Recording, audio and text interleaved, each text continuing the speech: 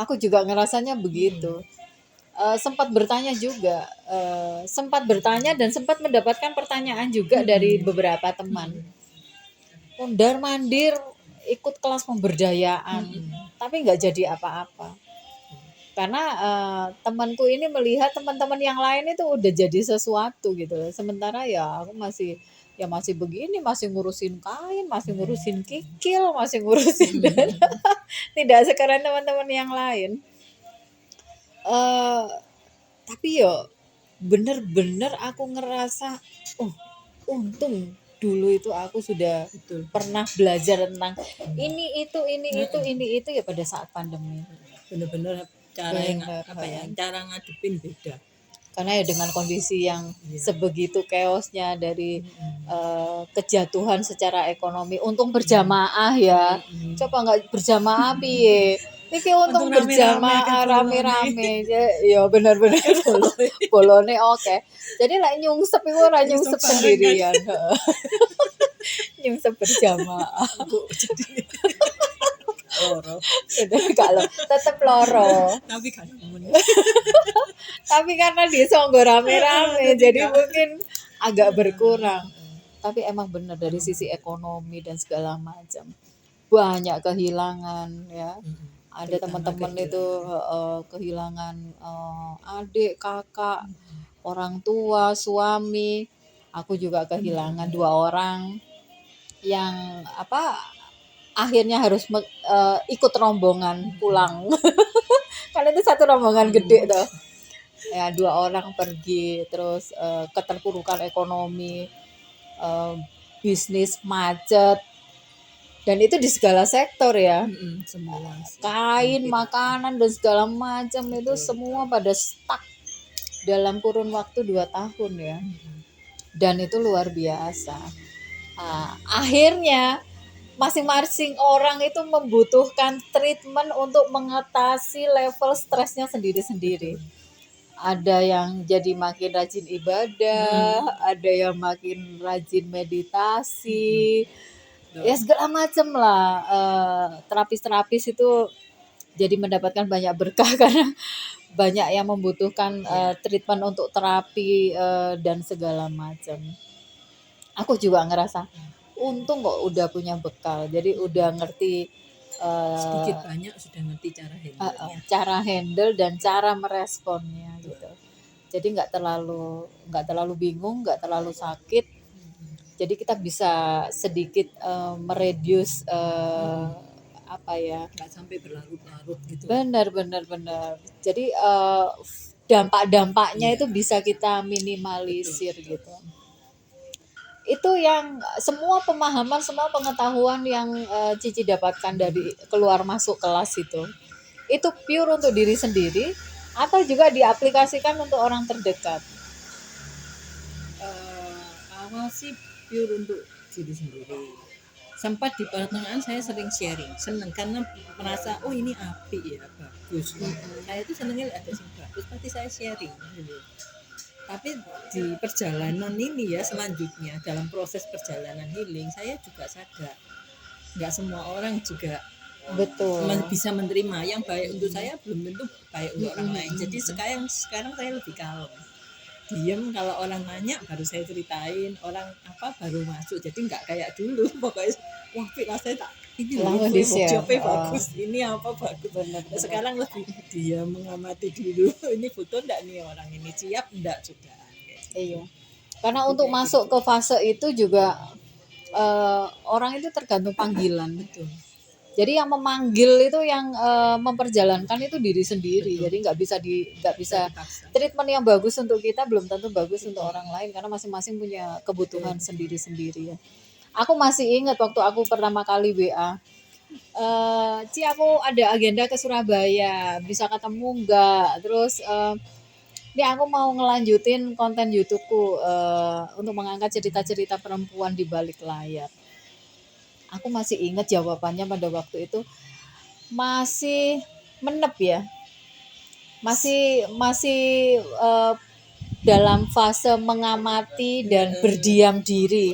Aku juga bingung, ini opo iki? mengamati dan berdiam diri. Apa wis arep mandi to?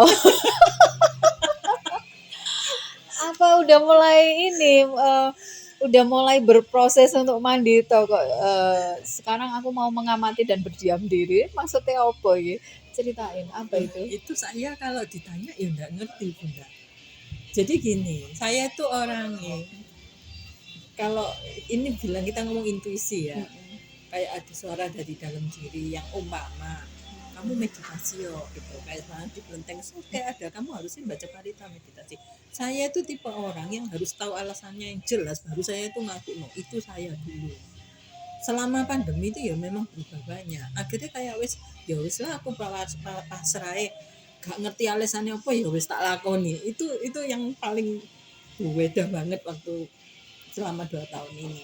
Nah waktu yang terakhir itu cuma merasa mau cerita kok ya males ya, berarti mama ada marah Allah sama si A atau akunya ada kepikiran pasti ya, kita hidup di dunia nyata ini datang pergi, tapi mau kalau dikeluarin kayak mau curhat mau apa itu kayak enggak gitu, enggak mau kayak ngentai energi ya gitu. Jadi ya udah saya diem aja gitu, terus dapat kayak intuisi ya sudah bekerja dalam di work in silent ini maksudnya apa, harus enggak tak pikirin.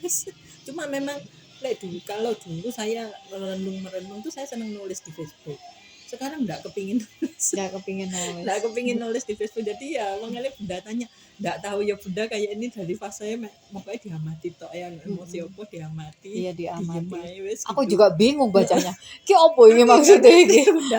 Opo orang iki wis arep mandi to ta kok jawabannya kayak gini. Tapi memang iya, ada fase di mana kita harus melakukan itu. Jadi fase Untuk kayak hanya diam dan mengamati diri sendiri dan belajar merespon apa yang di luar kita dengan cara yang sederhana, lebih ya dengan kesadaran tinggi lah bahasanya, dengan lebih sadar.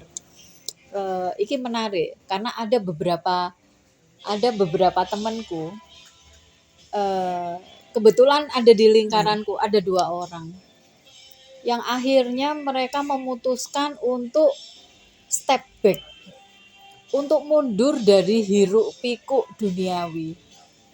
Iki jujur bikin aku shock. Maksudnya manusia di zaman sekarang gitu loh. Terus tiba-tiba dia memutuskan untuk step back, memutuskan untuk mandito, dan memutuskan untuk benar-benar hidup yang ya seadanya aja gitu. Itu bikin aku pertama ya bikin aku shock, terus bikin aku mikir apa yang dia cari gitu, terus apa yang ada di kepalanya gitu. Sementara yang di luar itu masih sibuk dengan mikirin bagaimana cara bertahan hidup, bagaimana cara untuk kembali menggerakkan usahanya dan segala macam. Nah kok dia malah mundur. Sampai hari ini aku belum bisa menemui keduanya untuk mendapatkan jawaban apa yang membuat mereka berdua memutuskan untuk step back. Dan kemarin rotok kaget dengan jawaban Cici koyok ngono iku, membuat pening, tapi saiki aku ngerti alasannya. Bukan untuk Mandita ya. Bukan seperti untuk temanku 2 kayak itu. Ada sudah bisa apa ya, kayak untuk mau curhat itu sudah kayak ngapain sih curhat gitu loh.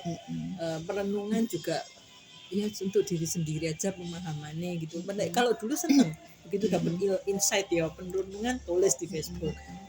Sekarang ini lebih ke kalau wis diem aja disimpan dewe gitu. Iya. Tapi ini bertolak belakang dengan prinsip anakku. Si Gilang, aku kemarin juga begitu. Aku sempat begitu juga.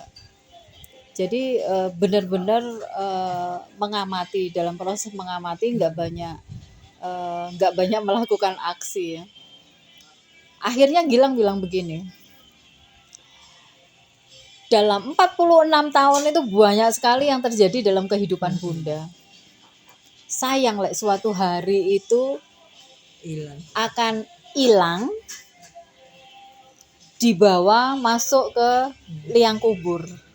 Beda ketika Bunda bisa sharing ke banyak orang, itu nanti akan dibuat dalam bentuk digital dan bisa bermanfaat untuk lebih banyak orang.